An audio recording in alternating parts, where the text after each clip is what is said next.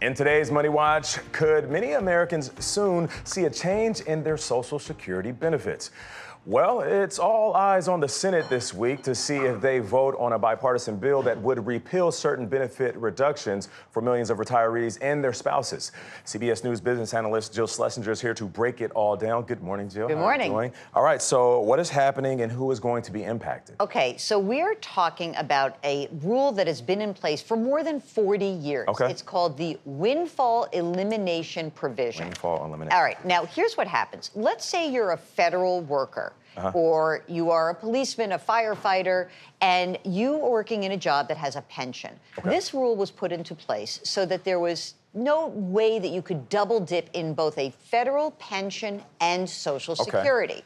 Now, the problem is that when we look at the Social Security system, if you don't pay in for 35 years, you can see a reduction in your benefits. And so this provision and another one that was enacted in 1977 for spouses and for survivors of those folks, these provisions essentially curtail your Social Security benefit over time. Well, right now, Senator Chuck Schumer of New York is trying to repeal that because he says it's just not fair. We can't make these people work so many years in a job that both pays into the Social Security system and pays into their own pension system. All right, so how many people could be affected? Well, it's interesting because the numbers do seem pretty big. It's 2.1 million people who are impacted by the windfall elimination, another 800,000 by the government pension offset. Okay. But that seems like a massive number. It does. It is less than 5% of all Social Security Okay. retirement beneficiaries.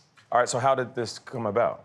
Well, as many things in Washington, lobbying. And so we Gotcha. had unions from firefighters, police, teachers who really went hard and said, this is really changing the way that we are planning for our own retirement. It's not fair. We're paying into one system and not the other. And we're doing the good work. So why penalize us? So what's the argument against repealing those provisions? Well, you know, a lot of the critics say, look, this is going to cost a lot of money, almost $200 billion over the next 10 years. And, you know, critics say, you know, there is a reason why we force people to pay into the Social Security system. These are two separate systems.